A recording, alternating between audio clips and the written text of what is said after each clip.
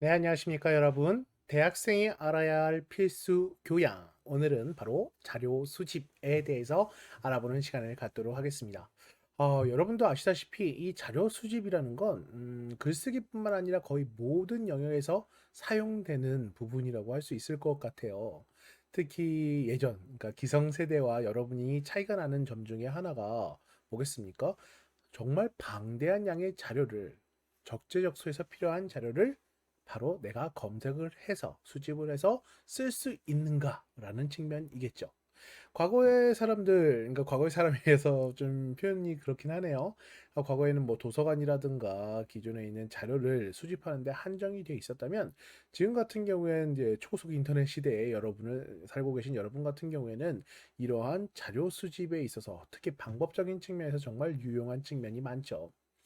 그렇다고 해서 무조건 다 좋은 것만은 아니에요. 너무 많은 자료가 있다고 해서 그 자료를 내가 적재적소에 써먹을 수 있는가, 혹은 그 자료의 신빙성이 옳고 그른가, 이런 걸 확인하는 건 별개의 문제일 수 있다라는 거죠. 뭐 제가 옛날에 봤던 어떤 영화에서도 이런 장면이 나와요. 뭐냐면 과거에 뭐 소크라테스나 이런 위인이 현대 지구에 왔을 때 더 많은 기술, 더 많은 지식을 갖고 있다고 해서 너희가 나보다 현명한가? 뭐 약간 이런 자괴감이 들 만한 하는 위인의 대사를 들은 적이 있는데 우리가 이렇게 한번 생각해 볼 필요가 있어요. 검색하는 건, 수집하는 건 정말 쉬워요. 그런데 여러분이 이 측면의 자료를 적재적소에 잘 쓰기 위해선 뭐가 필요하겠습니까? 해당 자료의 신뢰성 혹은 해당 자료가 어떤 자료인지를 분석할 수 있는 그러한 방법과 기준을 갖고 계실 필요가 있겠죠. 그리고 이런 것들은 단순히 여러분의 리포트뿐만 아니라 어떠한 주장, 설득에 대한 것도 다 마찬가지예요. 그냥 나의 생각을 말하는 게 아니라 내 생각의 틀을 넓히고 내 설득력을 높이기 위해서 어떤 자료를 찾는지가 매우 중요하다라고 말할 수 있겠습니다.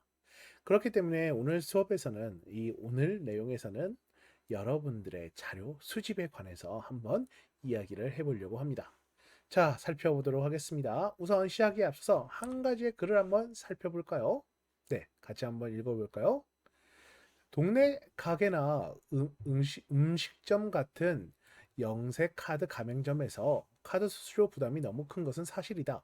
하지만 이는 카드 회사들이 과도한 수수료를 부과하기 때문이다. 소액 결제가 많아서가 아니다. 소액 결제 건수가 증가하면 카드 회사로서는 결제 대행 서비스 회사에 줘야 하는 사용료 부담이 늘어나긴 한다. 그렇지만 카드 회사의 전체 비용에서 결제망 사용료 비중은 미미하다. 대부분은 자금 조달, 연체, 대손 충당금 등 결제 위험 관리 비용인데 소액 결제에서는 오히려 이런 비용이 적게 든다. 자, 이런 기사를 여러분 함께 읽어봤습니다. 자, 우리가 얼뜻 봤을 때는 뭐 이게 그렇게 큰 문제가 되나 싶을 수도 있겠지만요. 이 기사는 정말 너무 안타까울 정도로 완성도가 떨어지는 기사라고 볼 수 있어요. 왜냐면 기사니까요. 이 내용이 본인의 주관적인 생각인지 아니면 정확한 근거로 작성된 것인지 확인할 수 있는 방법이 없다라는 겁니다. 동네 가게나 음식점 같은 영세 카드 가맹점에서 카드 수수료 부담이 큰 것은 사실이다. 이거 누구한테 물어보고 누구의 의견을 기반으로 통계를 내서 이러한 내용을 적은 거죠? 이건 그 다음 문장도 마찬가지예요. 카드 회사들이 과도한 수수료를 부과하기 때문에 소액 결제가 많아서 부과하기 때문이지 소액 결제가 많아서가 아니다. 이건 또 어디에 근거와 출처를 기반으로 하는 말인 거죠? 음. 이 내용이 본인의 그냥 주관적 생각, 어떻게 보면, 그래, 우리 다 그냥 알고 있지 않나? 이거 사실이지 않나? 그래요, 사실이겠죠. 중요한 건 타인을 설득하기 위해서 그냥 상식이라 할지라도, 당연하다고 할지라도, 내 말에 힘을 더하기 위해서는요, 정확한 자료, 구체적인 자료가 필요하다는 겁니다. 이 내용은 어떻게 보면, 그렇지 않나? 우리 대부분의 사람들이 그렇게 생각할 수 있는 내용이긴 해요. 반면에, 이걸 객관적인 모든 사람이 볼 수 있는 글이라고 쳤을 때는 완성도가 너무 떨어질 수밖에 없다라는 거죠. 자, 그래서 제가 이걸 좀 더 다른 이 같은 주제이지만 어떤 식으로 표현하느냐에 따라 어떤 자료를 활용하느냐에 따라서 좀 달라질 수 있다는 걸 보여드리도록 하겠습니다.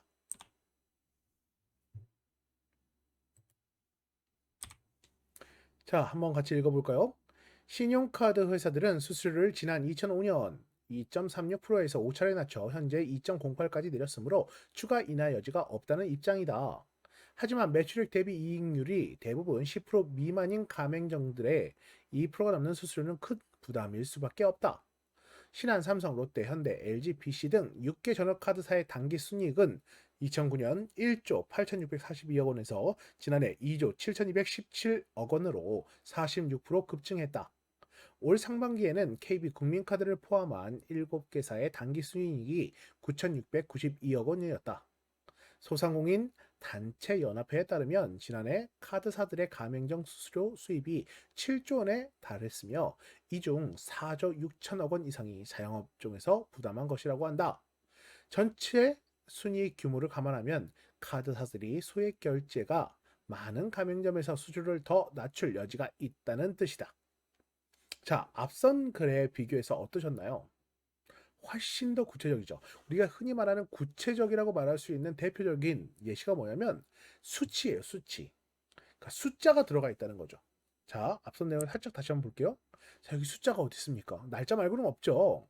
어떤 의미냐면 객관적인 사실, 보는 입장에서 설득력을 명확하게 하기 위해서는 그러한 수치의 드러남이 필요하다는 겁니다. 보세요. 2005년 2.36%에서 2.08까지 내렸으므로 이러한 구체적인 측면의 숫자나 표현이 있을수록 더 좋다라는 거죠. 금액 같은 경우에도 1조 8,642억 원에서 이렇게 급증했다. 뭐 약간 이런 식의 표현이 있잖아요.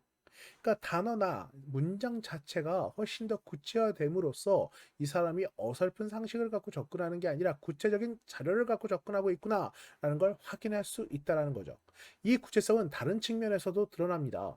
그냥 일반 카드사라고 표현했던 앞선 문장에 비해서 여기서 보면 뭐 신한, 삼성, 롯데, 현대, LG 뭐 이렇게 구체적인 내용들이 다 나와 있죠. 그리고 구체적인 KB 국민카드의 사례를 기반으로 이야기를 하고 있습니다.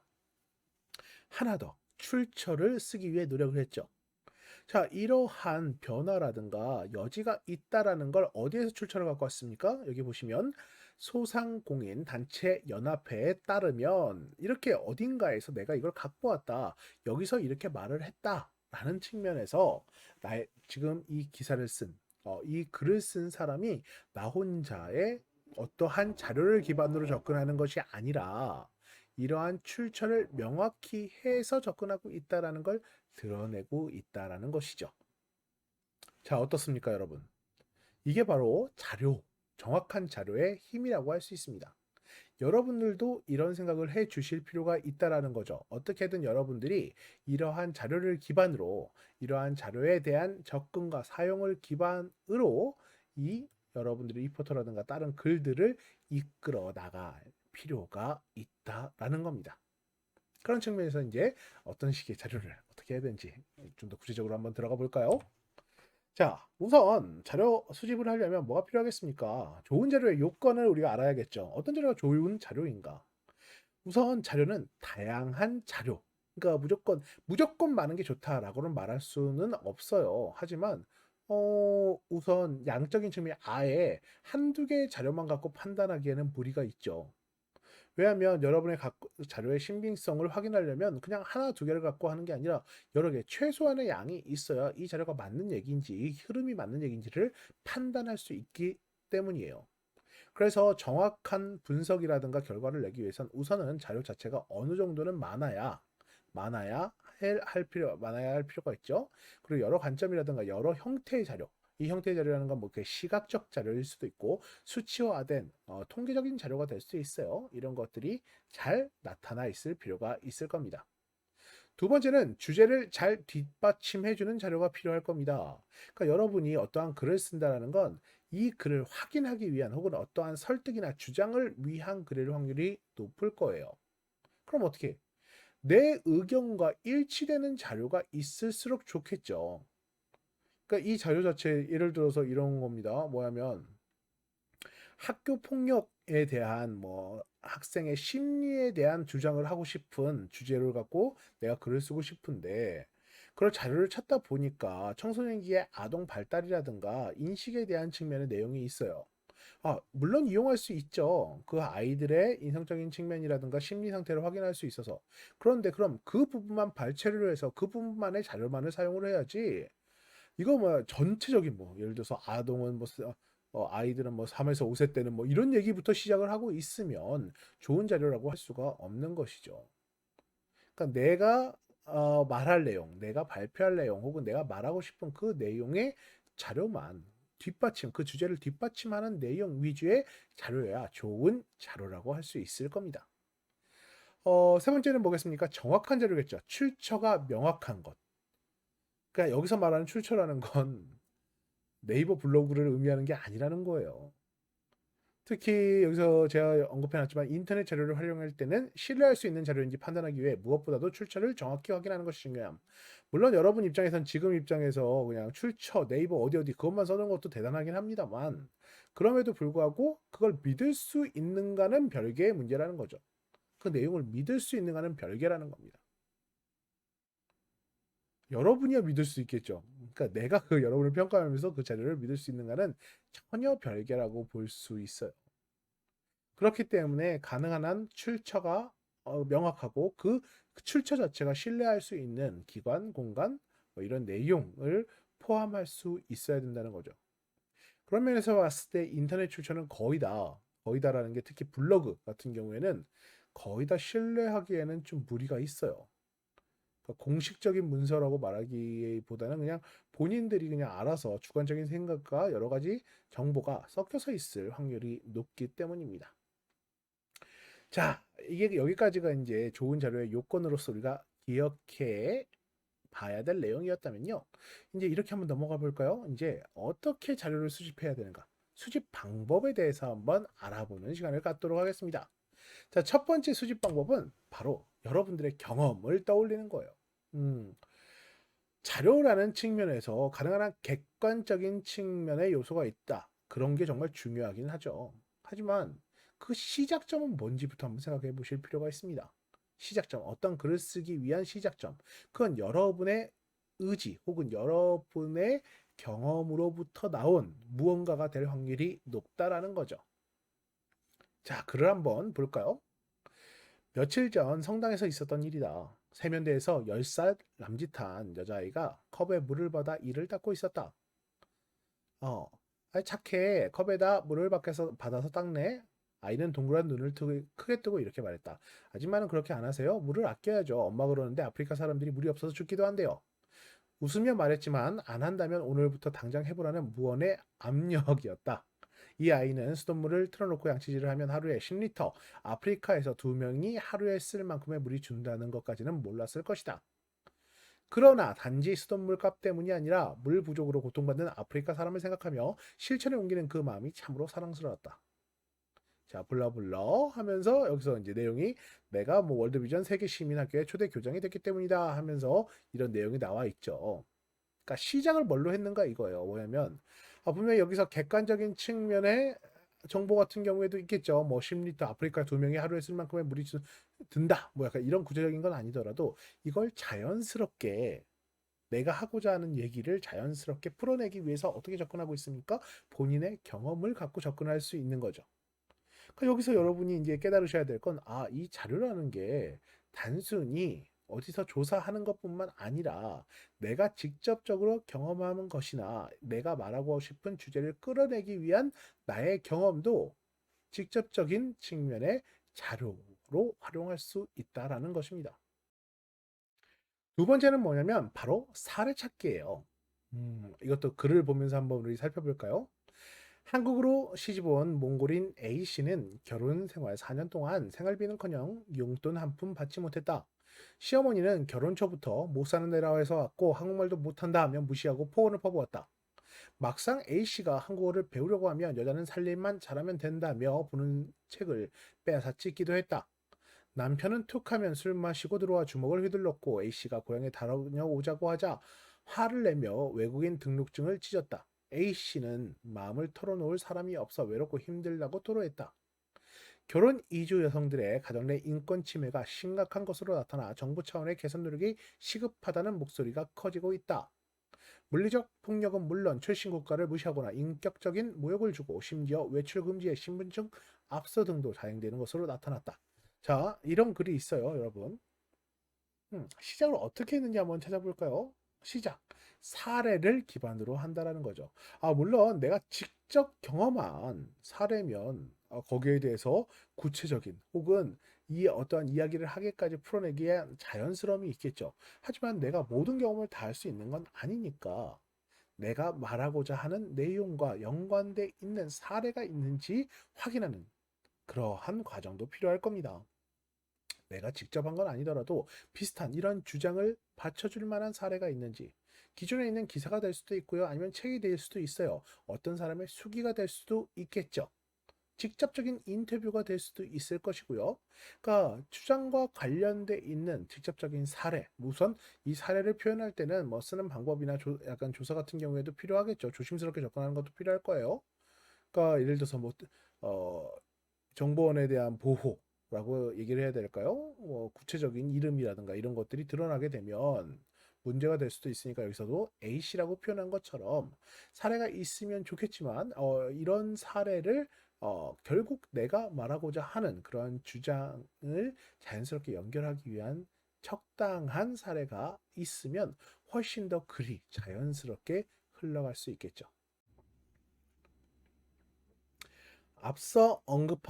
앞서 언급한 나의 경험에 대한 측면이나 이 사례 찾기는 솔직히 그렇게 쉽지는 않아요. 왜냐면 내가 경험을 하거나 실제로 경험적인 이러한 뭐 인터뷰라든가 아니면 이런 것들이 있지 않으면 딱 적용하기가 쉽지 않죠. 그렇기 때문에 이런 게 있으면 좋겠지만 너무 무리해서 무조건 이런 걸 찾아야겠다라고 너무 무리하실 필요까지는 없습니다. 대부분 여러분들이 어떠한 주장, 설득을 위해서는 이런 나의 경험이라든가 아니면 적당한 케이스를 찾는 것보다는 다음의 내용을 기반으로 하는 경우가 훨씬 많죠. 그게 뭐냐면 바로 이거라고 볼 수 있겠습니다. 실험이나 설문조사나 통계 자료 찾기죠. 이런 것들이 대부분 대학생으로서 여러분이 리포터라든가 보고서 같은 걸 작성했을 때 여러분의 근거를 높일 수 있는 방법이라고 할 수 있을 거예요. 한번 글을 통해서 한번 살펴볼까요? 자, 교단의 여교사 증가 추세에 대한 논란은 학교 폭력 대체의 일환으로 갑자기 제기된 것이 아니라 그동안 지속적으로 논의돼 왔다. 2008년 3월 서울시 교육청의 교사와 학부모 3,168명 대상 설문조사에 따르면, 자, 여기 보세요. 설문조사에 따르면, 출처가 어딥니까? 서울시 교육청이 출처겠죠.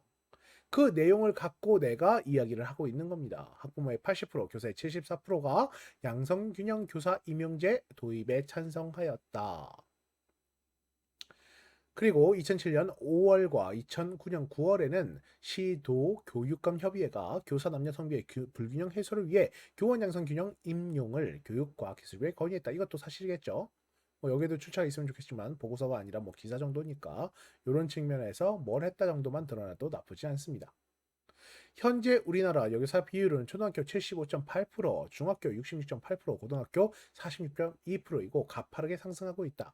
남교사가 한 명도 없는 학교도 전국에 39개교나 있다. 이것도 분명히 출처가 있을 거예요. 뭐 그런 걸 써주시면 더 좋겠죠. 수치가 없어도 우리가 다 알고 있는 사실이긴 해요. 경험적인 측면에서. 하지만 이런 수치가 있었을 때 말의 신빙성, 신뢰도가 더 높아지는 것도 사실이죠. 여기서 또 밑에 문장을 보면 교총이 2010년 11월 서울 초중고 교사 508명을 대상으로 한 설문조사 결과, 여기도 내가 이러한 설문조사 결과를 기반으로 이야기를 한다, 이러한 주장을 얘기하고 있다, 이렇게 근거를 대는 겁니다. 그래서 남교사의 필요성을 절감하고 있다. 내가 이러한 주장을 함에 있어서 어떠한 설문, 어떠한 통계, 어떠한 실험, 그럼 접근도 그렇게 하는 거겠죠? 용어에 다르겠지만 어떠한 설문조사에 따르면, 어디 주체 어떤 출처의 설문조사에 따르면, 통계청 교육통계 연보 뭐 2020년도 통계 연보에 따르면, 누가 한 실험에 따르면, 이렇게 함으로써 보면 나중에 이제 출처나 이런 것들을 밝히면서 이렇게 표현을 함으로써 여러분들의 주장의 신빙성을 훨씬 더 높일 수 있게 된다는 겁니다. 왜 자료 수집이 중요한지 여러분 인식되시나요? 그러니까 글 자체가 달라진다라는 거예요. 그럼 여러분이 어떻게 하셔야겠습니까? 가능한 한 이런 식으로 표현하면 좋다라는 거죠.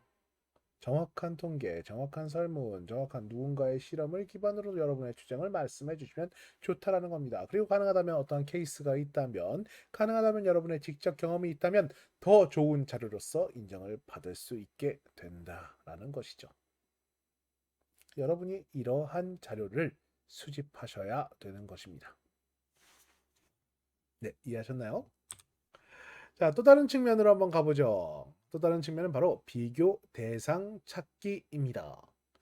자, 이 비교 대상이라는 건 어떠한 주장이나 이 내용에 대해서 비교할 수 있는 관점 혹은 뭐 국가 혹은 뭐 사례를 찾는 거라고 볼 수 있을 거예요.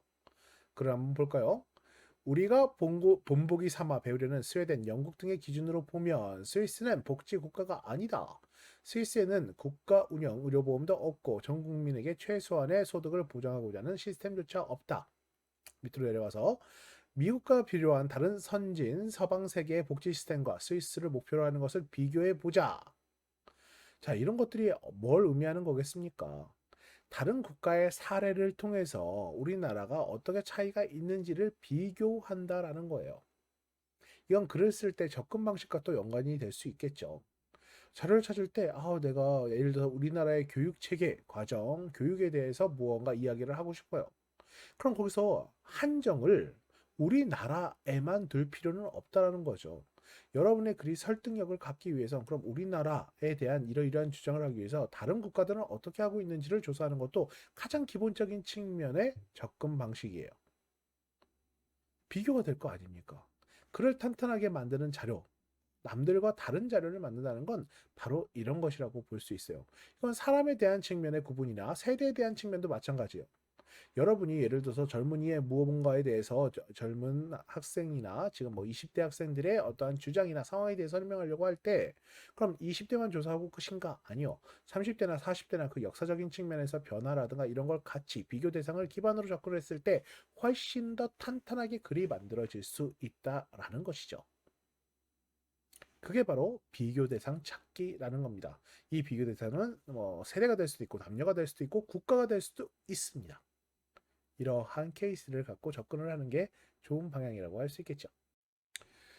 자, 지금까지 여러분이 자료 수집 방법, 그 케이스들을 좀 우리가 같이 이야기를 해봤다면 좀 더 실질적인 얘기를 해볼까요? 어떤 자료가 좋은 자료인가? 우리가 아까 세 가지 기준을 말했잖아요. 이걸 좀 더 구체적으로 한번 접근을 해볼게요. 특히 여러분이 리포터나 보고서를 쓰는 데 있어서 도움이 될 만한 내용으로요. 자, 여러분이 특히 대학생으로서 접근하는 좀 더 설득력 있는 글을 쓰기 위해선 이 두 가지가 제일 중요하다라고 저는 생각을 해요. 첫 번째는 바로 신뢰성입니다. 자료의 신뢰성. 그리고 두 번째는 자료의 시의성이에요. 신뢰성이라는 건 이 내용이 믿을 만한 내용인가? 출처 자체가 믿을 만한 내용인가? 블로그가 아니라 이런 걸 의미하는 거예요. 그래서 보통 우리가 일반적으로 생각했을 때 믿을 만한 내용이라는 건 이런 걸 기반으로 하는 경우가 많습니다. 출간 서적이라든가 논문이라든가 공식 매체, 출간 기관, 전문가 인터뷰 이런 것들이 바로 신뢰성을 기반으로 하는 거죠. 이렇게 한번 생각해 볼까요? 제가 여러분에게 어떤 과제를 하나 내줬다고 한번 생각을 해봅시다. 효과적인 글을 어떻게 써야 되는가라는 질문을 했는데 여러분이 거기에 대해서 인터뷰를 따왔어요. 그런데 유명한 작가한테 따온 것도 아니고 옆집 아저씨한테 물어서 그걸 따온다면 그게 의미가 있겠습니까? 어떻게 한번 생각해 보시겠어요? 생각해 보세요. 지금 예를 들어서 공식 매체 같은 경우에도 어떠한 기사나 어떻게 나와 있는 뭐랄까 뭐 구체적인 뭐 신문이라든가 아니면 인증을 받은 언론 기관에서 나온 것과 아니면 그냥 우리 반에서 아니면 같은 방에서 다른 친구가 생각한 내용을 기반으로 접근을 하게 되거나 이렇게 접근을 하게 되면 문제가 될 수밖에 없죠. 왜? 신뢰성이 없으니까요. 누구나 아무 말이나 다 할 수 있어요, 현실에선. 그렇기 때문에 문제가 생길 수밖에 없다라는 겁니다. 두 번째는 시의성이에요. 시의성이라는 건 지금 시대에 맞는가라는 측면입니다. 이게 서적이나 논문이나 뭐 이게 기관도 마찬가지지만 이런 출간 연도, 예를 들어서 여러분이 어떠한 청소년, 아니 청소년이 아니죠. 이제 성인에 대한 성인의 최저 알바 시급 뭐 이런 내용을 갖고 주장을 하려고 했을 때요. 이 측면에 있어서의 내용이 뭐 한 10년 전 자료를 갖고 하면 그게 와닿겠습니까? 10년 전에 있으면 10년 전 자료나 그 기준을 기반으로 만족스럽다 뭐 이런 얘기를 하게 되면 당연히 그건 맞지 않는 내용이 되겠죠. 이건 책이나 논문도 마찬가지예요. 출간 연도라는 건 지금 그 사이에 많은 변화가 있었을 수도 있으니까 가능하면 어떤 자료를 갖고 올 때도 정말 고전이라든가 기본적인 측면에 지금까지 통용되고 있는 이론이나 뭐 이런 것들이 아닌 이상은 해당 부분에 있어서 출간 연도가 매우 중요할 수밖에 없어요. 이건 배경도 마찬가지죠. 시작할 때 제가 예시를 들었던 그 뭐 그게 기관이든 아니면 그 조사에 출처를 하고 있는 그 운영했던 기관이든 간에 어딘가에 영향, 정치적인 영향을 받을 수 있는 거면 그것도 우리가 조심해야 되지 않겠습니까? 만약에 이렇게 한번 물어볼까요? 우리 흔히 많은 사람들이 이야기가 나오는 지금 좀 이슈가 되는 것 중에 하나가 이게 타투 있잖아요. 타투. 문신을 봤을 때 지금 공식적으로 우리나라에선 타투가 불법이죠. 불법인데 어딘가에서 약간 설문조사를 했다라고 한번 가정을 해볼게요. 그러니까 한 기관에서 설문조사를 했는데 이렇게 나왔다고 합니다. 타투는 예술이기 때문에 타투이스트가 할 수 있도록 허가를 해줘야 된다. 그런데 그 설문 기관이 뭐 한국 타투 협회 뭐 이런 데예요. 그럼 그 말을 믿을 수 있겠느냐는 거죠. 역도 마찬가지예요. 아니다. 타투는 감염의 위험이 있을 수 있기 때문에 의료인이나 의료계의 공식적인 절차를 받고 진행을 해야 된다. 그런데 그 출처가 대한의사협회야. 그럼 이걸 믿을 수 있겠느냐는 거예요. 그러니까 배경이라는 게 약간 이런 측면으로 우리가 생각을 해볼 필요가 있다라는 겁니다. 더불어 앞서 말했던 자료 수집 방법에서 얘기했던 뭐 경험이라든가 케이스라든가 이런 것들도 가능한 한 최근의 관련 내용을 기반으로 했을 때가 훨씬 더 유리할 수 있겠죠. 유리하다는 건 뭐냐면 여러분의 자료에 따른 그 자료를 근거로 한 여러분의 주장 혹은 설득에 유리할 수 있겠죠. 그래서 제가 여러분들께 제안을 하나 드릴게요. 지금 제가 이렇게 몇 가지의 한 12가지, 13가지 정도의 사이트 명을 하나 적어놨습니다. 이게 뭐냐면 여러분이 신뢰할 수 있는 자료를 다운로드를 받거나 찾아볼 수 있는 사이트들이에요.